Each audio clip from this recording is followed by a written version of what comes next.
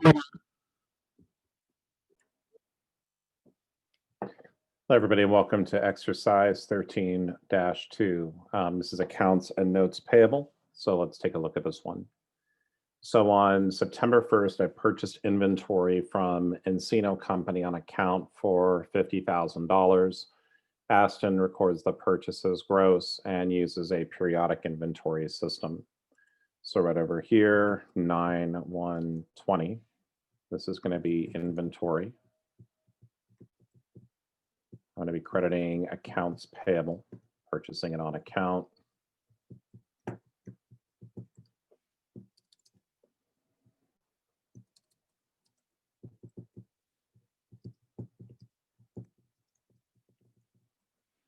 Okay, my next one over here is going to be on October 1st.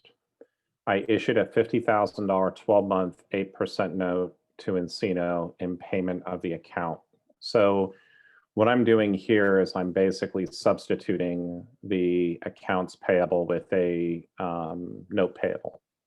So I'm going to debit accounts payable, and I'm going to credit notes payable for the $50,000. And this is really to record issuance of note payable. Okay. And then on October 1st, I borrowed $50,000 from the Shore Bank by signing a 12-month zero interest bearing $54,000 note.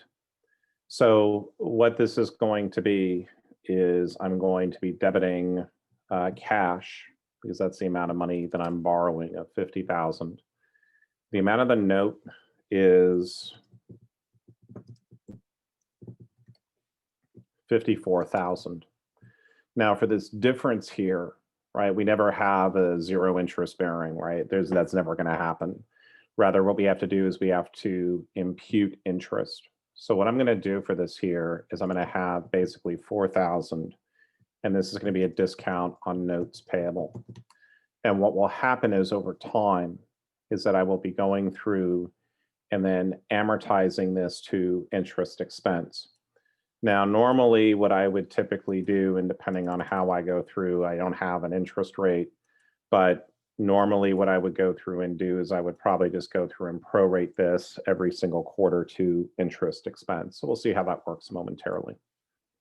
So this is to record note, or to record cash borrowed.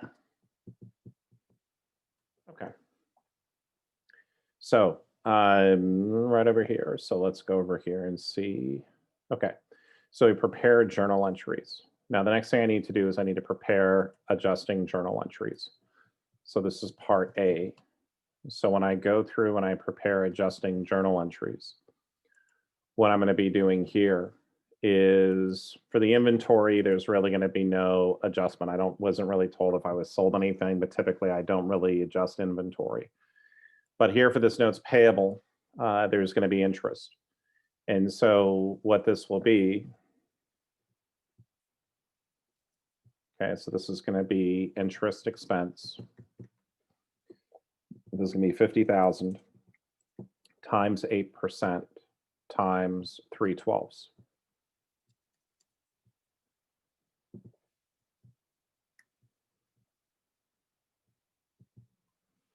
So I typically have to do this over here, and this is going to be, and I'll just kind of highlight what these adjustments here are for. So this adjustment here is really referring to this one right over here. So this is recording the interest expense.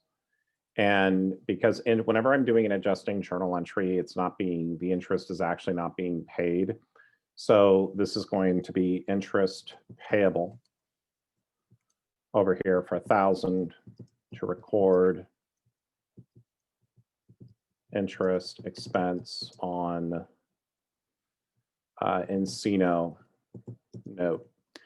As you're getting a lot more like interest expense or interest payable, just for your own sanity when you're keeping the books, what you want to be doing is you want to probably be identifying each one as these are coming through. So this next one over here, okay, so this is the one where it's zero interest bearing. And that's something that's kind of misleading because in accounting, interest is never free, right? So What we're going to do here is we're going to basically say interest expense. And the way I'm going to compute the interest expense is I'm going to take the discount on the note payable of 4,000. I'm going to multiply this by 3/12. Okay, so I'm going to take 4,000 times 3/12, and wow, I get interest expense of 1,000. So over here, my interest, or actually not my interest payable, but my discount on notes payable. What we're going to do is we're going to amortize this discount until we're actually going back through and paying down the note. To record interest on Shore Bank note. Okay. So that's part B. So these are my adjusting journal entries, and it's very colorful. Okay. So compute the total net liability to be reported on the December 31st balance sheet for the interest-bearing note. So what this would be is that you would have part C under current liabilities, right? And the reason why this is going to be current, it's due within a year. So 12, both of these are due within a year of the balance sheet date. So I would want to show it like over here, current liabilities, note payable, Encino, interest payable, Encino,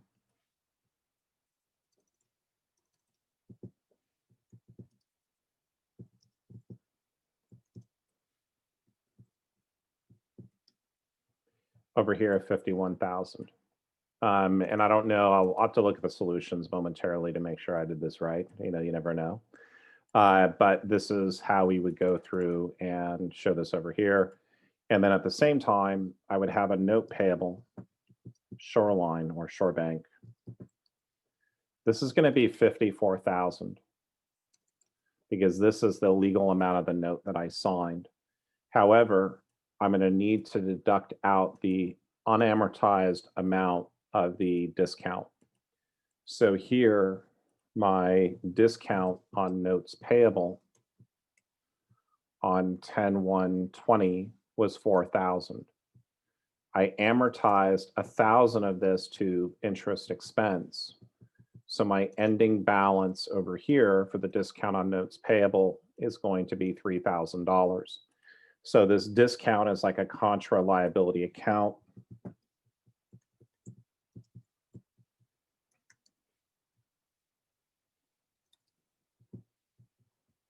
So I'd have notes payable, Shore Bank net of 51,000. So as you see, we're kind of getting to the same number.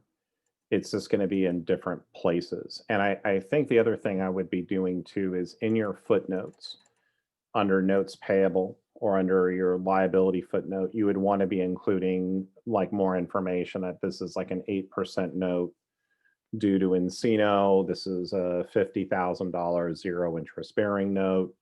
And that's what you would kind of go through and do. So I'm just going to pause real quick to make sure I answer this or see what your book came up with differently. The only thing that your book did differently is they show this here as inventory. They actually show this here as purchases, but I don't really care. And if they're using periodic, that's probably correct, because under periodic, we would be calling it purchases, and then you're getting it out at the end, but that's really neither here nor there. So, but that is exercise 13.2. I look forward to seeing you on the next video. Have a great one.